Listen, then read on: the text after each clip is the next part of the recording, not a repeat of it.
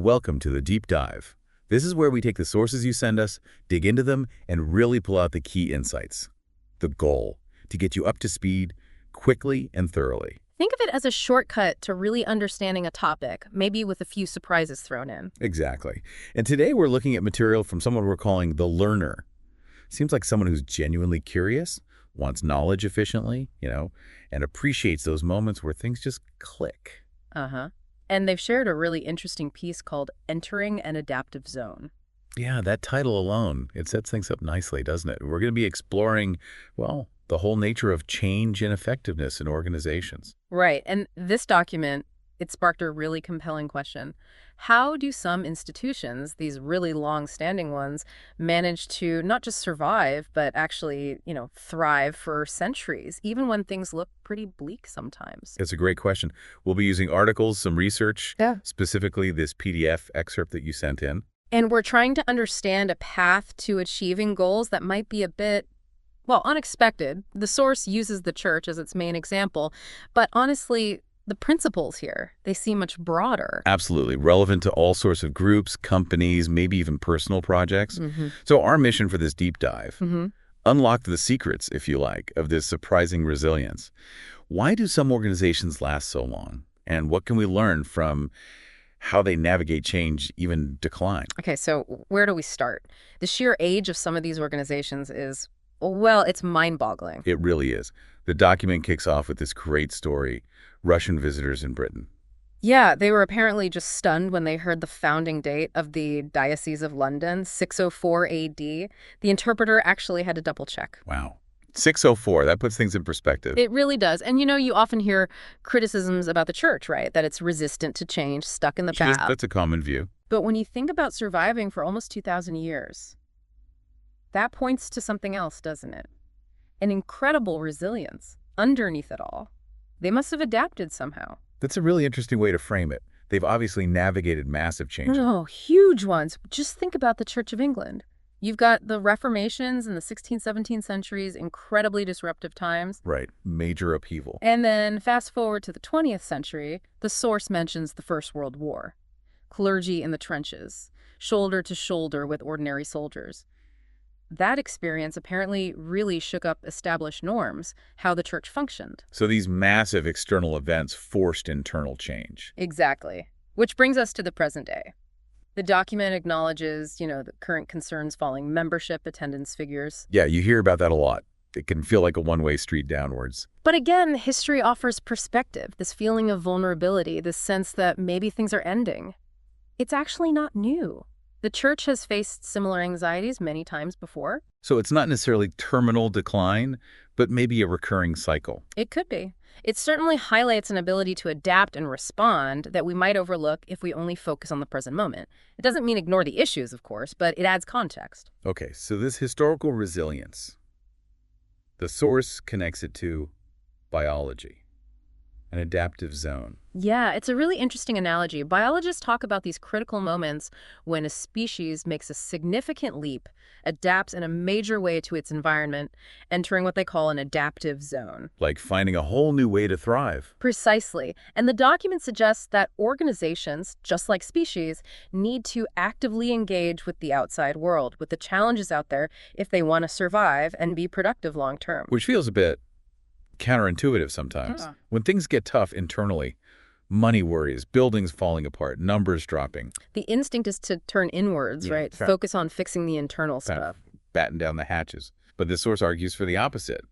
The need to journey out. Exactly. It highlights this inherent challenge, especially for an institution like the church, maybe, to resist becoming totally preoccupied with its own internal mechanics. There's anxiety involved in looking outwards, isn't there? Yeah. Engaging with a world you can't control. Definitely. But the source gives this really concrete example from the 1980s during the Thatcher era in Britain. Ah, yes, you mentioned this earlier. Tell us more. Well, the social policies at the time led to a really sharp, visible increase in poverty.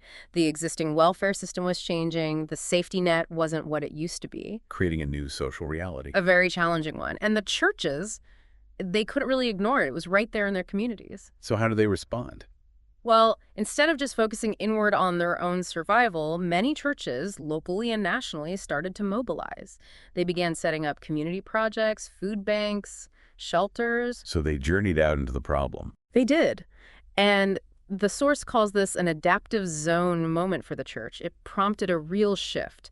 Clergy roles expanded. Suddenly they were managing projects, fundraising, networking. Wow, so that external crisis actually spurred a new way of operating. It seems so. It demonstrates that insight. Major external challenges can actually drive profound internal adaptation, forcing organizations to look beyond themselves. And you mentioned the Church Urban Fund. That supported these efforts. Yes, that fund was set up by the Church of England, but it helped support projects across different denominations in these really hard-hit urban areas. It provided crucial resources. So practical action on the ground. And this was also being backed up theologically. You mentioned David Bosch. That's right. At the same time this practical stuff was happening, there was this hugely influential book, Transforming Mission, by David Bosch. It gave a theological underpinning to all this social engagement. How so? What was his main argument? Well, Bosch argued for what he called a holistic mission. Basically, the idea that the church's work isn't just about spiritual salvation in the afterlife. Okay. It has to include actively addressing people's physical, social, emotional needs right here, right now, kind of like how Jesus operated teaching, yes, but also healing, feeding, standing with the marginalized. So bringing together faith and action. Exactly. He challenged the tendency, especially maybe in the West, to see social justice as sort of secondary. A nice consequence of evangelism, perhaps, but not the core mission itself. Right, like get people saved first, then maybe they'll do good things. Bosch flipped that. He talked about Christians being kingdom people, actively working for God's reign of peace and justice in the world, not just waiting for the next one. Mission had to be visible, tangible, action, not just words. That must have resonated with what churches were already starting to do in the 80s. Absolutely. It provided a framework, a legitimacy. Community involvement wasn't just some optional extra or a social gospel distraction. It was actually central to what mission meant. And the source mentions that traditional methods, like big evangelistic rallies, were maybe becoming low effective anyway. Yeah, in a world with so many different viewpoints, Right. just proclaiming wasn't enough. People needed to see authenticity, faith lived out, walking the talk. But the document warns against just using social action as a tactic, right? Like a bait and switch for evangelism. It does make that important distinction. Bosch's idea was much deeper than just, let's run a soup kitchen so people will come to our service. Okay. It was about recognizing that Jesus himself consistently stood with the poor, the marginalized. That was fundamental to his mission.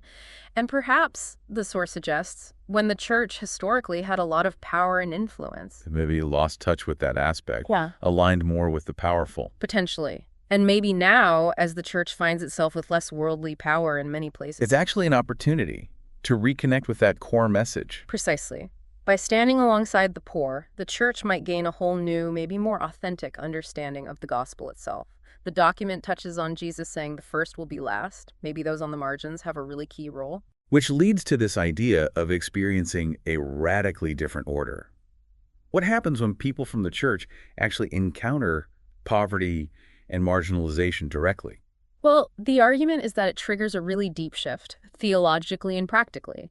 A recognition that the way Jesus operated, his priorities, they're often radically different from how the rest of the world works. That sounds humbling. Very much so. It can lead to this sense of humility, realizing how easily the church itself can just mirror worldly values, chasing status, success, numbers. The focus shifts, ideally, away from just preserving the institution towards living out the gospel. And the core lesson seems to be, start with the poor. That's the takeaway. Obedience to Jesus begins there, with the marginalized. Even if, as the source notes, the Western church has been a bit slow on the uptake sometimes. That story about Jim Wallace physically cutting references to the poor out of his Bible. It's stark, isn't it? It really shows you how unavoidable that theme is once you start looking. Yeah. And there's another reference to Conrad Borma, looking at the history of rich and poor in the Bible. Yes, Borma's book, Rich Man, Poor Man in the Bible, he traces how that relationship changes, even within the Old Testament, from Perhaps less disparity early on to growing inequality and the prophets really crying out against injustice. It wasn't always one single message then? No, he points out different perspectives. Even within the wisdom books like Proverbs or Ecclesiastes, you get different takes, sometimes reflecting a more courtly acceptance of hierarchy, sometimes quite negative views of the poor. Interesting. And then in the Gospels, Yeah. Barama highlights how central the poor are. And he makes a really important linguistic point about the Greek words used. Okay. There are different words for poor. There's penes, which often means the sort of working poor, someone who has to work but isn't destitute. But then there's tochos. Tochos. Yes. Yeah. That means someone utterly destitute. Hmm. A beggar, someone completely reliant on others, the lowest of the low, really. And that distinction matters because Because modern social policy, even our own instincts maybe, tend to focus on helping the benes, the deserving or respectable poor. All right, those who are trying maybe just down on their luck. But Borima points out that when Jesus says, "Blessed are the poor," in the Sermon on the Mount, the word he uses is tochos. He's blessing the beggars, Yeah. the undeserving. Exactly. It's incredibly radical. He's blessing those society often overlooks or condemns. Wow. And connecting that back to the 80s, that needs must response to rising poverty. It meant churches suddenly found themselves opening their doors to the tochos, the truly destitute. It became a real-world laboratory almost for testing Jesus's radical teaching. Could they actually live this out? Despite the anxiety we mentioned, the temptation to focus inward. Yes. The document really emphasizes that overcoming that anxiety, trusting Jesus's example even when it feels risky, is crucial, not just for the integrity of the gospel, but maybe even for the church's own health and vitality. And the London winter night shelters are presented as a prime example of this. Absolutely. Churches, often in quite deprived areas themselves with basic facilities, started opening up to provide shelter for the homeless during winter. A very practical, outward-looking act. Very practical, offering basic hospitality to the most marginalized. And the results? Well, they were quite unexpected. Unexpected in what way? This leads us to that other key concept, doesn't it? Obliquity. It does. This is where it gets really fascinating. The source introduces this idea of obliquity as a kind of secret sauce for effective action, for mission. Obliquity. Okay, break that down. It's based on Michael Polanyi's ideas. Yes, Polanyi, the scientist and philosopher. He talked about how we can know more than we can tell. He distinguished between explicit knowledge, things we can easily state and explain, and tacit knowledge. Tacit knowledge, Mm. like intuition or ingrained skills. Sort of. Think about riding a bike. You know how to do it, but explaining the exact physics and balance adjustments you're making moment by moment. Very difficult. That's tacit knowledge. Polanyi used reading as an example. Reading, how does that work? Well, when you read, your focal awareness is on the meaning of the words, the story, the argument. Oh. But you're simultaneously relying on all this background knowledge, the shapes of letters, grammar rules, vocabulary. That's your subsidiary awareness, your tacit knowledge. Now, if you suddenly shift your focus onto the individual letters or the grammar rules... You lose the meaning. It would actually stop you from reading properly. Exactly. Focusing directly on the subsidiary stuff hinders the main goal. Polanyi suggested that deep things like faith or loving God operate more on that tacit level. They're bigger than just the sum of their parts, the practices or beliefs. Okay, I think I follow. So how does this relate to mission and obliquity? The suggestion is that maybe we make a mistake by treating mission as the focal point, like the explicit goal we're aiming directly at, measuring, managing. When perhaps it should be more subsidiary, tacit. Perhaps. It might be something that emerges from other things rather than being the thing you stare at directly. And this connects to John Kay, the economist. His business analogy. Yeah. He points out that just telling managers make money isn't very helpful. It's too direct. It doesn't tell you how. Right. It's the goal, but not the strategy. Precisely. Kay argues that successful businesses usually have a different focal awareness. They focus on delivering a great product or amazing customer service or cutting-edge innovation. And the profit, that comes indirectly as a result. Like the Disney example. Make sure the guests have fun. Or George Merck. Medicine is for the people, profits follow. Profit is the tacit objective, achieved obliquely by focusing elsewhere. And Kay got the term obliquity from a chemist. Yes, James Black. He won a Nobel Prize. He was apparently driven by his passion for chemistry, not by profit targets, yet his work led to incredibly profitable drugs. So the principle of obliquity is Some goals are best achieved indirectly. That's the core idea, especially in complex, unpredictable situations. Trying too hard, focusing too directly on the ultimate goal can actually be self-defeating. Okay, connect that back to mission again. If we make mission success or church growth the main direct focus. It might be like a company just shouting about its profits all the time. It can feel forced, maybe even off-putting. The document suggests effective mission is often more like a fruit. A natural outcome. Yes. Something that grows out of other things, genuine compassion, authentic community, focusing outward on the needs of others. It emerges graciously, unexpectedly, rather than being engineered.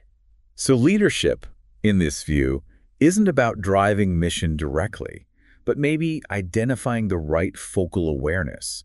The thing to concentrate on that will indirectly lead to mission. That seems to be the implication, finding the oblique route.